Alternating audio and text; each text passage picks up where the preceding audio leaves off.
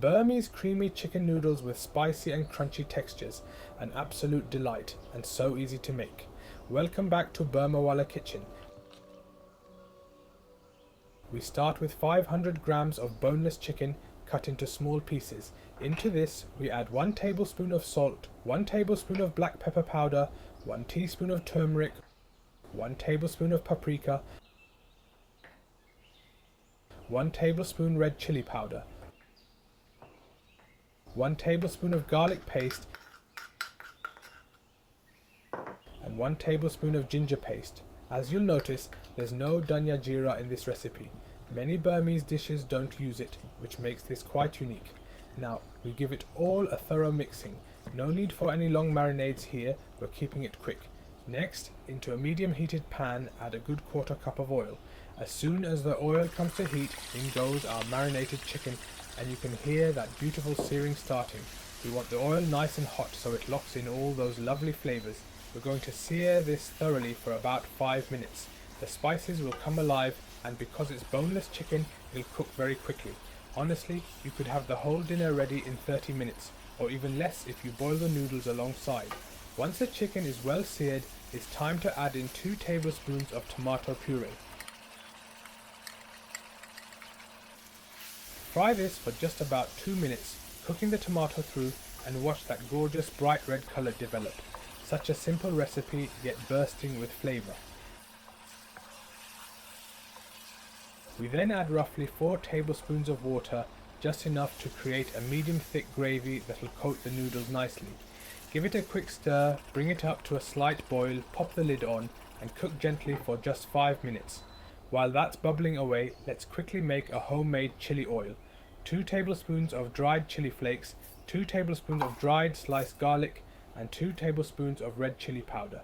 Into this, carefully pour some extremely hot oil, do take care here, and that's how quickly you can create an amazing chili oil at home. We'll also crush some peanuts in our mortar and pestle, ready for garnishing. Back to our chicken curry. It's been 5 minutes and just look at it, absolutely delicious, and the aroma is divine. You can see the consistency here. If you prefer it thicker, cook uncovered for another couple of minutes, which is exactly what I did. Now, in go 500 grams of cooked thick wheat noodles right into the pan. Give it a thorough mixing, and yes, I might have started with the wrong utensil, but we got there in the end. Once everything's nicely combined, transfer it to a serving bowl, but we're not finished yet. Now comes the magic. Add 2 tablespoons of light soy sauce, 2 tablespoons of dark soy sauce, 1 tablespoon of sesame seeds, 3 tablespoons of smooth peanut butter, a generous handful of sliced spring onions, another handful of fresh chopped coriander, and a bit of sliced onions for extra crunch. Now, you could use a spoon, but to keep it truly traditional, let's use our hands and mix it all together properly, making sure the garnishes and sauces coat everything beautifully. This is exactly what you'd see on the bustling streets of Yangon, now brought right into your own kitchen. Let's plate up a hearty portion. Top it off with some extra spring onions, more fresh coriander, our crushed peanuts, that glorious homemade garlic chili oil, and finish with a good squeeze of fresh lime. And there you have it, our Burmese chicken noodles, absolutely brimming with flavour. Creamy, spicy, nutty and fresh all at once. And just look how easy it was to make.